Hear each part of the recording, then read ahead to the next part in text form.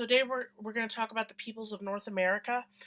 So we're going to get into the native cultures, and we're even going to talk about the Cahokian Indians today, which is kind of cool since they're right down the road from us.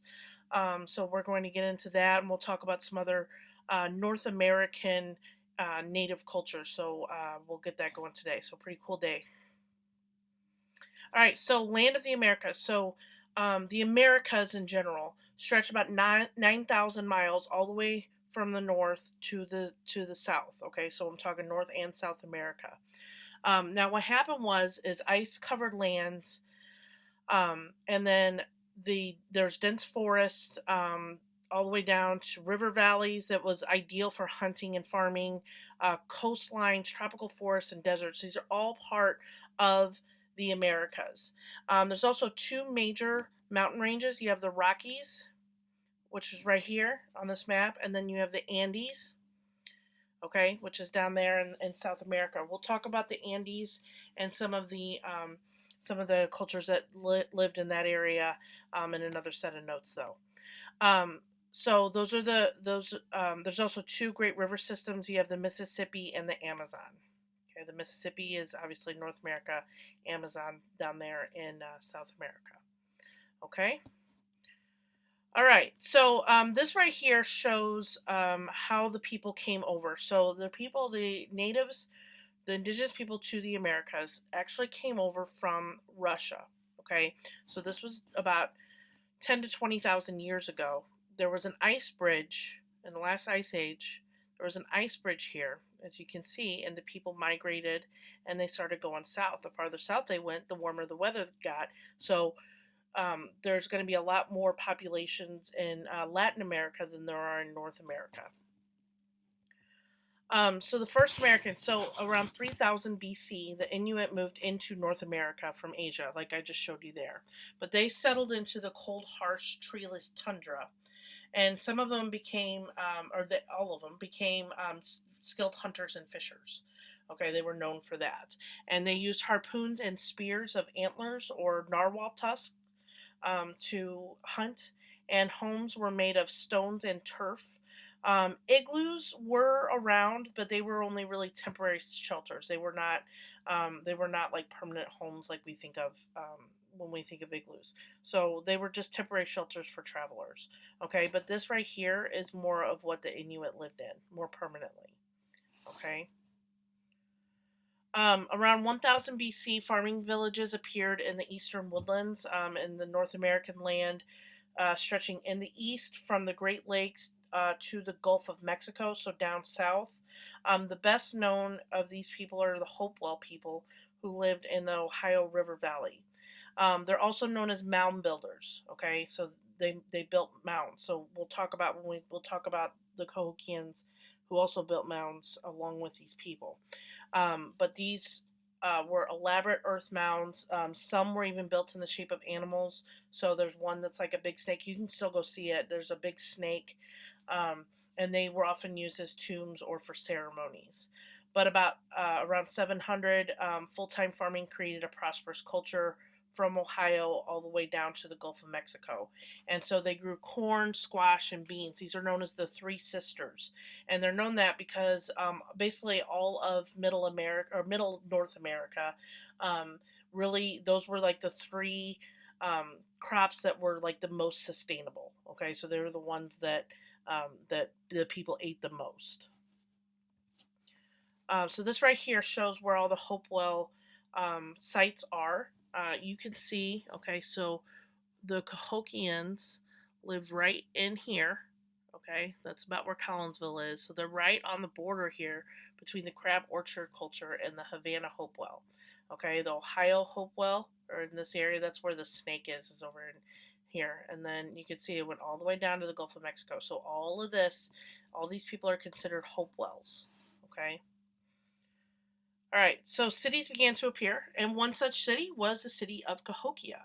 So archaeologists found a burial mound with a base larger um, than that of the Great Pyramid of Egypt, and that's known as Monk's Mound. I'm sure many of you have driven by it. I'm sure many of you have walked the steps up. up and down. Okay, but Cahokia was the seat of government for much of the Mississippian culture.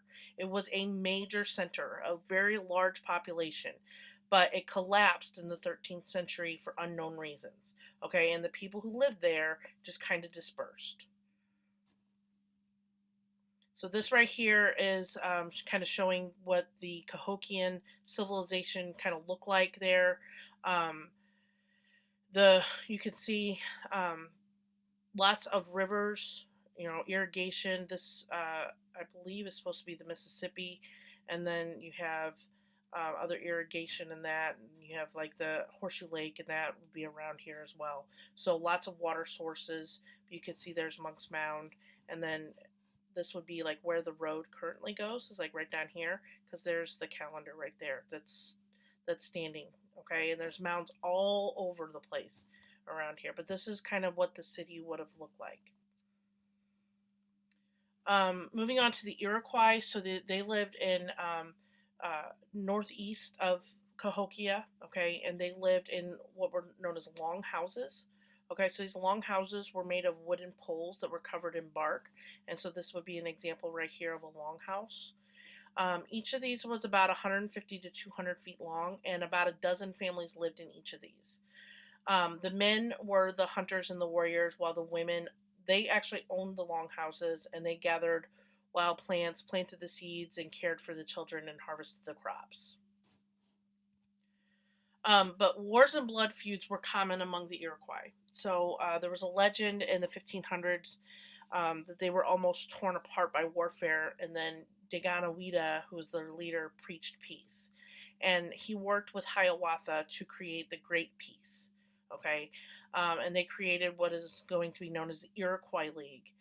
So it was made up of five major groups that kind of banded together to work together in their own self interest. Um, of their whole. So, one of the laws is don't act in your self interest because you need to act for the welfare of the whole, like I just said, and act with the good of the future generations in mind. So that was the major goal of the Iroquois League was to band together, do what's good for everybody, and so there's a good future out there. And so a group of about 50 representatives met in the Grand Council to settle differences among the different league members. Okay, so remember there's five different groups here, and so they are going to have differences. Okay, they're going to have disputes, and so that's where they would meet to settle those disputes. So society really was organized into clans. So clan mothers were usually chosen by the women. They chose the members of the Grand Council, and then the representatives were to be firm but tender. Okay, not to act from anger and to be deliberate judiciously. Okay, and some scholars even believe that Benjamin Franklin used the Iroquois League as a model when he drew up his plan of union for the British colonies. Okay, so it is believed that he kind of saw the way they worked together. You can see these five groups here. This is the Iroquois League. The way they worked together in order to come up with a peaceful solution. And so Ben Franklin thought that that was a way that the colonies could work together, which obviously is eventually going to lead to the American Revolution, which eventually obviously led to the creation of the United States. So Plains Indians, so we're moving farther out west now. They cultivated the Three Sisters and they hunted buffalo. Um, they were often they did this by driving a frightened herd over a cliff, and then the herd would fall over the cliff and they would die, and then they would eat the meat. They would use the skins for clothing. They made tools from the bones. They used every part of the buffalo. Nothing was wasted, and they were known for making circular teepees from buffalo skins that were stretched over wooden poles. So that's what this looks like here.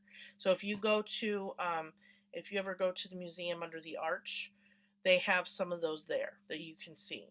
Okay, and they have all kinds of really good information about the way the Plains Indians lived. The Anasazi, they established an extensive farming society out in the Southwest. So we're talking like New Mexico, Arizona area. And from 500 to about 1200, they used canals and earthen dams to turn parts of the desert into fertile gardens so that they were able to grow food. and they were really known for their pottery, and they used stone and adobe. Okay, adobe is sun-dried bricks to build multi-storied pueblos that could house many people. Okay, so that's what they were known for. And so, two important Anasazi centers, the Chaco Canyon and Mesa Verde. And you can still, to this day, you can go visit both of these. But Chaco Canyon is put in part of the Pueblo Bonito, excuse me. Um, it's part of the Pueblo complex that could house over 1,000 people. So that's in Pueblo Bonita. Um, so this right here is Chaco Canyon. Okay, and you could see how they carved into the land there to create houses. And then Mesa Verde, which is now a national park, this is Mesa Verde here, and there was a complex of buildings in the recesses of the cliff walls. And so, prolonged drought eventually, however, is going to cause the abandonment of both of these places. So this is a short little video that kind of shows a little bit about Mesa Verde. Make sure. Perched on the cliff sides of the Mesa Verde Plateau exist the remnants of prehistoric Pueblo Indian settlements. For nearly 700 years, the ancestral Puebloan culture flourished in what is modern-day southwest Colorado. From the 6th to 12th centuries, elaborate villages were constructed on the mesa tops, canyons, and cliffs.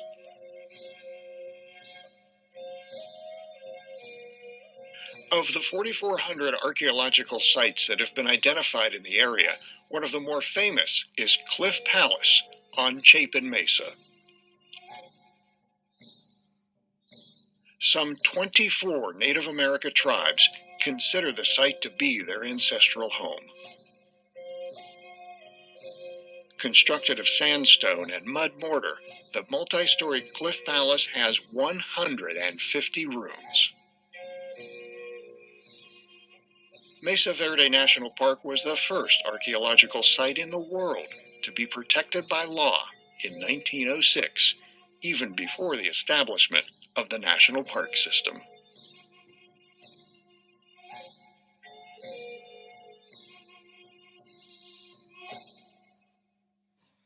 All right, so that pause that there. So that's Mesa Verde. So, like I said, um, that is all I've got for you guys today. Don't forget to do your processor, and I hope you guys all enjoy the rest of your day.